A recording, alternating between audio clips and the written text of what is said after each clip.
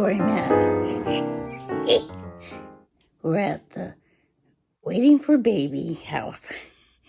We're at my daughter's and son-in-law's where they're expecting their first baby 2 days from now. And I'm sitting in the nursery and I'm kind of folding some clothes and getting things ready for the laundry. And we're just about ready to get this mattress back here. Right there.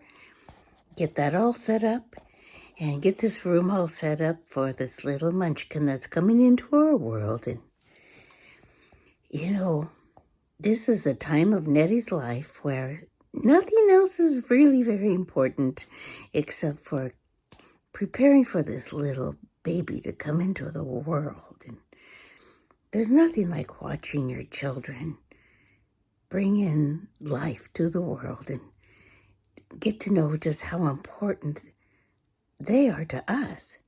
Because, you know, we're passing the baton, right? And Fred and I are watching our children who have had children already become wonderful, wonderful parents. And this trip has proved that. And here we are, you know, ready for this daughter's first baby. But I was reminded what it's the tradition of handing over, you know, it's usually male to male, and the birth name is the male name. But there's something mothers hand to their daughters. And I think that's true in most situations, that a mother at the birth of their grandchild through a daughter is a little bit different than through the son. Not the baby, but what we do to pass on knowledge to our daughters. And it's ancient. It's an ancient history of passing on advice, but mostly modeling the tender, loving care of a mother to a child. At the moment that your daughter gives birth, you are the mother of the daughter before you're the mother of the grandchild. My relationship with my daughters-in-law and what others would call my stepdaughter, I don't see her as that. And but, you know, their mothers, their blood mothers, had rightful first place in the room. And I understand now why it was so easy for me to let that happen. It's a very honored position to be in. I was reminded today about the story of the red tent, and that's an Old Testament story, brought to life in a novel. And it's there are traditions that we pass on, but we can't necessarily, or we can, but we don't necessarily pass on our birth name. We don't. We let that follow, usually to the father. And, you know, not all countries do that, but we've done that. And then I just have realized in the last couple of weeks how important it is to pass on the spirit of childbirth to your children, whether they're blood children or not, and the importance and significance of family at the time of birth.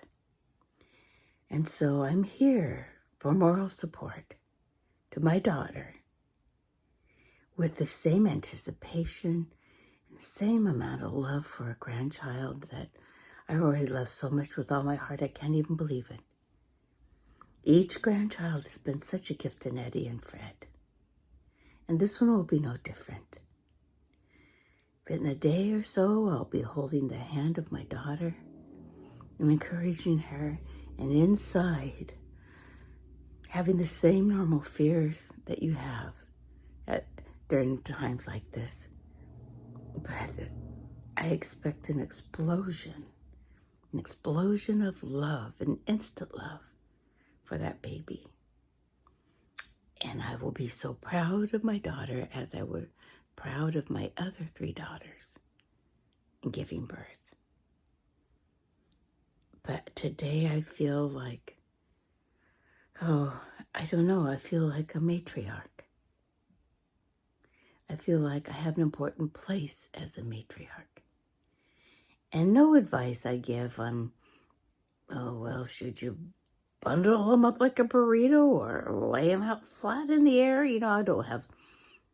They all survive no matter what we do because it's always evolving. There's always a better way. I'm not tied to that. But there is one thing I'm really concerned about. As I was putting on my lipstick,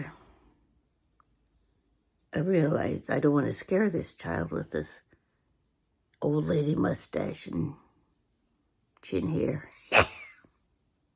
So what I'm going to do? We're going to product test a waxer today because, I'm going to be prepared and have a non-scary face as I pick up my grandson for the very first time. When I hug him to my chin, I don't want him to get any pricklies. So, I know that's kind of odd, but that's what we're going to do. And, well, here we go. I'm going to be doing this at my little computer, so the color and stuff may not be as good as my phone, but, what I'm trying to do right now is just be able to use both hands. I kind of think I'm going to need it. And I've got this. This is my wax machine. And it's heating up and melting the wax, and might have a little while. So we'll do this in steps. But the first thing I'm supposed to do is use this this is my Gigi wax remover. And I tried it like 10 years ago and put it away because, well, I think I blanked out why. I think that it wasn't pleasant. But, I'm more mature now, so we'll try it again. But this is the pre-wax cleanser and minimizes inflammation. Well, why do you have inflammation? Well, and, whatever. So we're just going to do that. I got a few of these little pads. I got some plastic laid down. We're working in my daughter's studio. She's a music teacher, and she records her videos for teaching because she's doing it from home right now during COVID, and she's allowed me to use her little studio. Well, that's also my bed. Well, anyway, maybe if she knew what I was doing, she'd ban me, but okay. So then we put this up and pour it on. We're going to start up here. Oh, maybe I'm supposed to take my makeup off too. Well, at least where there's growth. Yeah, we just need to be real about this stuff. You can go to a beauty salon, and I do a lot. I go to this salon. If I wanted to pluck it with the tweezers, it would take me about 12 years. And I'm not proud, I just don't want this grandbaby thinking that I'm grandpa. So we're going to do that. And around my chin. Oh, we're going to work on my chin. I was thinking about doing my eyebrows because sometimes I do my eyebrows, but I'm kind of thinking that might be dangerous. So we're just going to stick with this. And I'm wearing my hat because I couldn't get my hair done today the way I wanted it. It'll keep the hair out of my eyes. And, since I've had my surgery, my eyes are working pretty good. So I might be taking my glasses off to see just a little bit better. Okay, what's the next step? It says I need some powder stuff to put on it. Let's see what we got here. Here we have the hair minimizer. Oh, this is what you put on to keep it from growing back. That's probably a ripoff because, nothing's going to prevent them. It's like weeds. I don't know what happens. It's like just when you're free from so many things, menopause frees you. You have to start doing this stuff. Post-Appalachian lotion. It sounds like I'm climbing a mountain. So it's skin moisturizer. Oh, we'll use that too because, I think they just want to distract you from the pain. And then there's a cooling gel. Contains aloe vera. That for sure. Well, here I go. I'm about ready to chicken out because I remember you have to do it really fast. we've got some wax here that's ready. And let me see how hot it is. Well, it's okay. So I just, well, we're just going to do this. And if it doesn't work, I'm just going to sign off.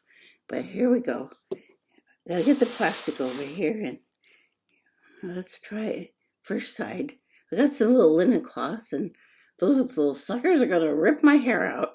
Well, here we go.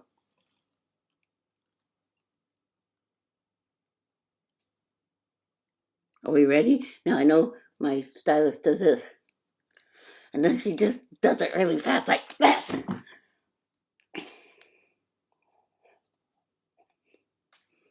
And then she does this.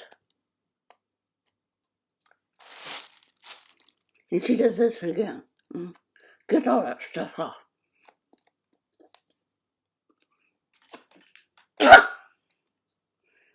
Look at those babies. It's working. Okay.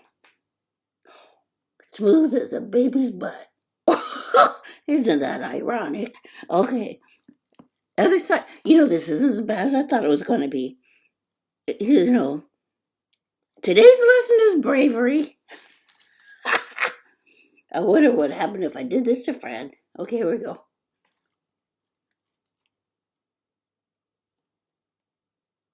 This is about how I frost a cake. It's always a mess. Okay, here we go. Ready? Hold on.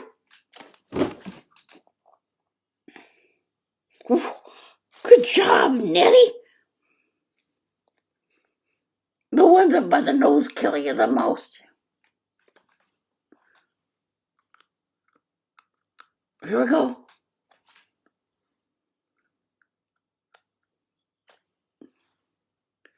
More.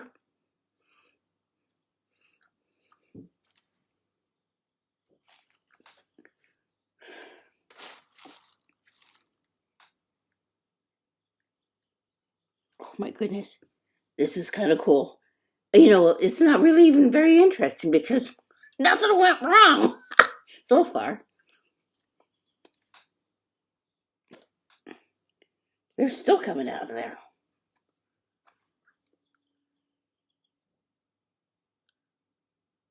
Man, you're so lucky. Sometimes I just wish that the style would oops. The style would be that women could just let it go. But we can't. And I'm never going to do anything like that Brazilian. Well, it's just kind of insane. I won't do anything that prevents me from walking for a year. Okay, let's do the chin. So when I talked about getting ready for baby to come, mostly it's getting things washed and all that kind of stuff and getting stuff set up, but I gotta prepare myself. Hold on to your hat, Nettie. Oh!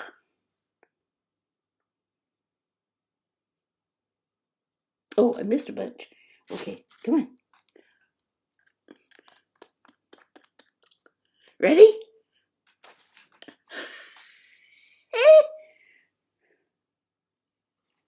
Oh, more. I'm sure that as you do this, it gets easier and easier. I just feel like I'm going to go through a bolt of fabric, of muslin, before I get all this taken care of. I still got another side to do.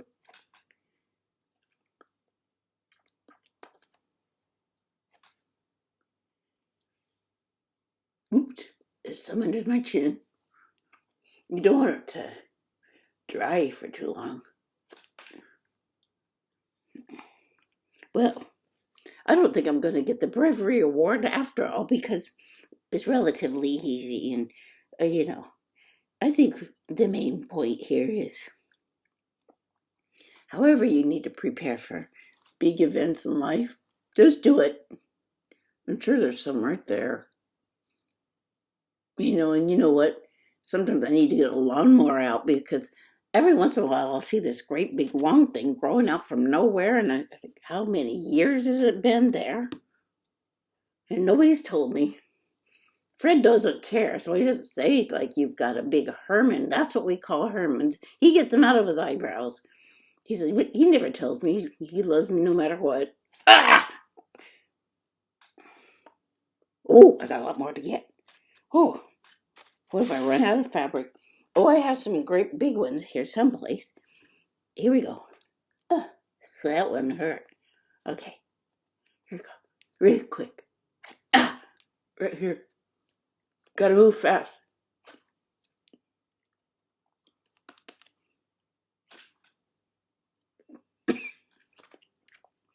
So write into me when you see what I'm doing wrong, because I'm sure I am.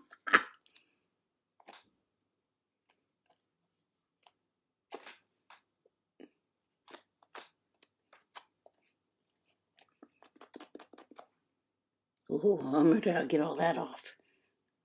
Oh.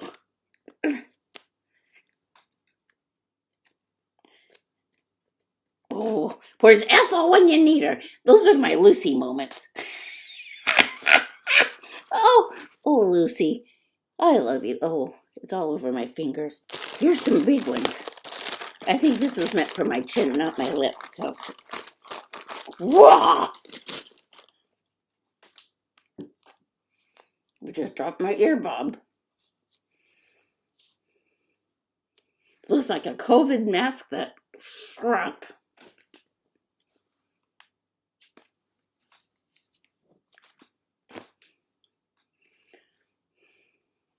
By golly, it's working. So I think there's some lotion that helps take it off. Didn't we see something like that? Post-waxing choline gel. Oh, post-wax concealer. No.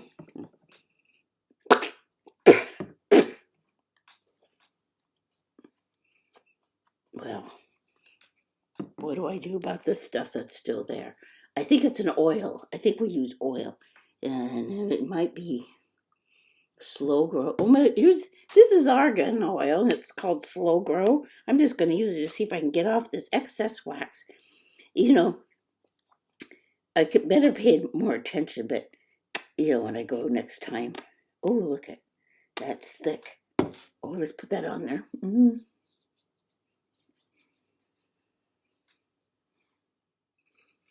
Oh, it smells dreamy. Let's see if I can just wipe off that extra wax, because oil will remove wax because they're petroleum based. I learned that a long time ago, and you can probably use olive oil too, but this is what's here. Oh, it's doing a fine job. All those chunks of wax coming off. I just don't want to stick to things. I don't know what if I'm not poking the baby, but I'm just kind of like can't get him off my head. Well, cold cream. You just have to be inventive.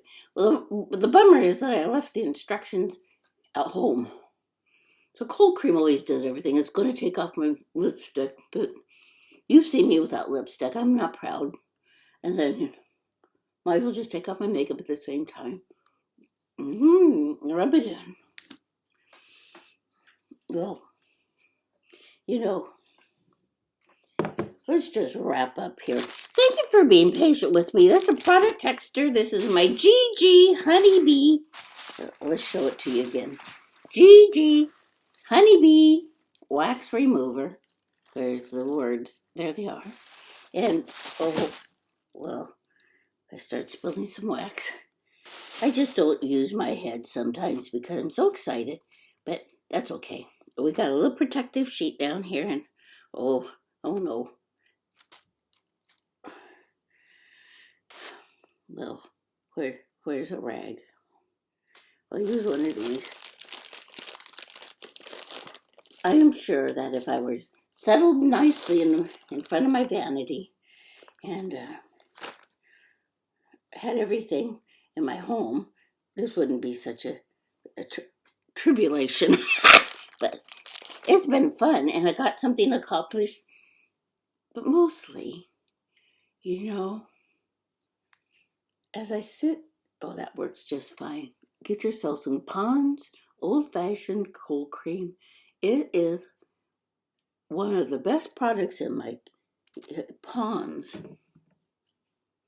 Oh, the label fell off of it, but it's Pond's, and it's, it's a moisturizing facial cleanser that we used to use. You didn't even use water. You just put it on and then you wipe it off.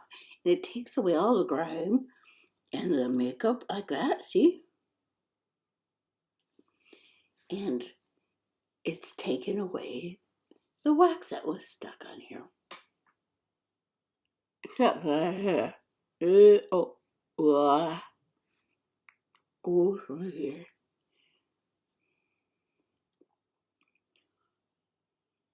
It worked. And that, I know that they take those tough ones and pluck those, but that'll be, that's kind of my hobby, is plucking chin hairs. I'll give you a tutorial on that too. And just why, silly that we do it, but we do. And it's really okay. If you feel better by doing something like this, and, it doesn't really make me look longer. I keep thinking if I had a mustache and a beard, maybe I'd look younger. Whatever. I can't wait, because the next time I video, I'm going to probably be showing you a little squiggly, wonderful little baby. This is the part of the trip where we're just relaxing and enjoying each other's company and watching the baby move and doing all the other preparations, but mostly emotionally and spiritually, mentally, and physically getting ready for a new birth. It doesn't get old. I've only missed one of my grandchildren. That was last year. And it was hard. But there is nothing like being in the presence of two excited, expectant parents who are going to add to your family, who have their own ideas and own way of doing things that are going to make them comfortable. And as grandmas, nanas, parents of the children who are bringing your grandchildren, you're only there when they need you. You have boundaries. And those boundaries are so doable when you see them try for the first time to change the diaper. Worry through the first night when all the babies needed a little bit tighter blankets and a little bit of rocking or breast milk, because you don't have to wait 4 hours like some books say. They get to walk through that and ask for the help. All you need to do is make it safe for them to ask and give them the gentle, kind answer that they need. So Fred and I are preparing to be good parents, to be there when they need us, why they need us, but mostly make dinners and go shopping and do the things they need that will help them just nest in and settle in to a place of warmth and kindness and love, a shelter, a haven for a new life coming in. And am I honored?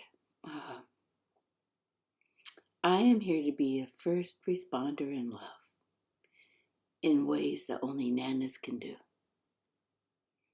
And I hope someday to teach this child how to be the light to others with their own sense of kindness and love. What an honor it is to welcome into the world a darling, darling child, to be loved and cuddled and sung to. I can't wait. Always remember, Nettie loves you, and pray for us. We can't wait. Bye-bye. Oh, where is my mouth? My mouth came this close to getting waxed. Ooh, smooth as a baby's behind.